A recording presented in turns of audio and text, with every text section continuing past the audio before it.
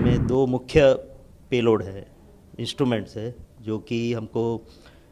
जानकारी देंगे हमारी गैलेक्सी के बारे में। इस मिशन का उद्देश्य था कि हमको पोलराइजेशन मेज़रमेंट करना है एक्सरेज पे। दोनों इंस्ट्रूमेंट अपने अलग अलग तरीके से एक्सरेज और कॉस्मिक एक्सरेज का स्टडी करेंगे, और ख़ास करके जो न्यूट्रॉन स्टार है उनके बारे में जो जानकारी अभी उतनी नहीं है हमारे पास, तो उसके लिए हमको मदद मिलेगी। न्यू स्पेस एरा में जहाँ पे हमारी गवर्नमेंट चाहती है कि प्राइवेट सेक्टर भी उसी तरह स्पेस सेक्टर में भाग ले जिस तरह से इसरो कार्य कर रहा है, तो उसके अंतर्गत इसरो के जो मुख्य उद्देश्य हैं अभी एडवांस R&D और टेक्नोलॉजी डेवलपमेंट, और साथ में स्पेस साइंस और प्लानिटरी एक्सप्लोरेशन के मिशन करना। तो इसी श्रृंखला को आगे बढ़ाते हुए आपने देखा कि पिछले साल हमने चंद्रयान 3 और आदित्य L1 मिशन लॉन्च किए, जो कि इस कक्षा में आते हैं इंटरप्लानिटरी मिशंस और स्पेस साइंस रिलेटेड एक्टिविटी। तो उसी श्रृंखला को आगे बढ़ाते हुए और इस नए वर्ष के पहले दिन, नए वर्ष के आगमन पे इसरो ने बहुत ही सक्सेसफुली ये एक्सपोसेट मिशन लॉन्च किया है 1 जनवरी 2024 को। और जैसा कि मैंने बताया कि स्पेस साइंस एक्सप्लोरेशन की जो हमारी श्रृंखला को आगे बढ़ाते हुए ये मिशन उसी श्रृंखला का एक भाग है एक्सपोसेट, एक्सरे पोलरोमेट्री सैटेलाइट। और उसमें दो मुख्य पेलोड है, इंस्ट्रूमेंट्स है, जो कि हमको जानकारी देंगे हमारी गैलेक्सी के बारे में, सोलर सिस्टम के बारे में और अन्य कई स्पेस साइंस रिलेटेड एक्टिविटी के बारे में।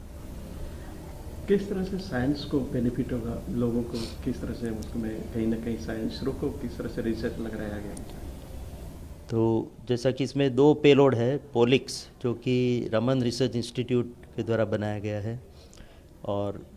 इसरो ने उसको बनाने में सहयोग दिया। उसी तरह से एक्सपेक्ट करके हमारा जो URSC बंगलोर केंद्र है वहाँ पे ये एक्सपेक्ट पेलोड बना है। और मैं ये भी कहना चाहूँगा कि ये प्रथम बार ऐसा हुआ कि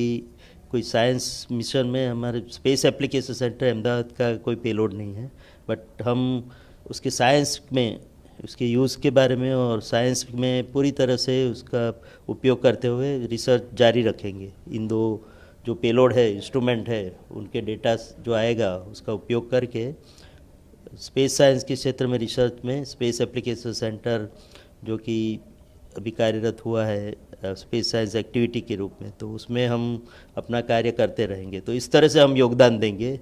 पेलोड डेवलपमेंट में हमारा योगदान नहीं था, पर स्पेस साइंस और उसके रिलेटेड स्टडीज़ के रूप में हम इसमें योगदान देंगे।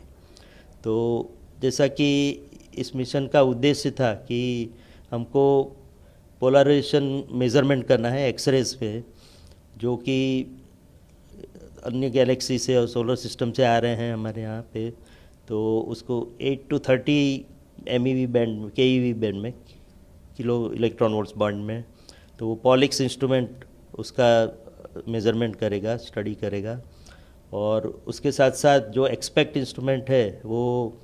वो भी स्पेक्ट्रल और temporal studies cosmic X-ray sources जो है, जो अलग अलग न्यूट्रॉन स्टार से और अन्य जो कॉस्मिक गैलेक्टिक बॉडीज़ है उसके द्वारा जो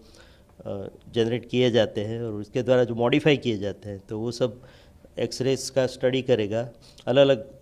तरीके से। दोनों इंस्ट्रूमेंट अपने अलग अलग तरीके से एक्सरेज और कॉस्मिक एक्सरेज का स्टडी करेंगे, और ख़ास करके जो न्यूट्रॉन स्टार है उनके बारे में जो जानकारी अभी उतनी नहीं है हमारे पास, तो उसके लिए हमको मदद मिलेगी।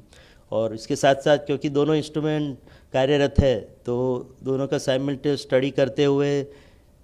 एक ही सैटेलाइट में लोकेटेड है, तो उसके द्वारा जो स्पेक्ट्रोस्कोपी और जो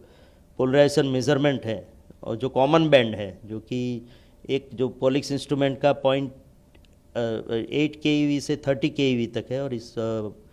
एक्सपेक्ट का 0.8 से 15 keV तक। तो आप कॉमन बैंड देखो तो 8 keV से लेके 15 keV तक, तो वो कॉमन बैंड के जो मेज़रमेंट है उसको भी स्टडी करके उसमें से कुछ साइंटिफिक जानकारी मिले तो उसके बारे में भी संशोधन होगा, ऐसी हमारी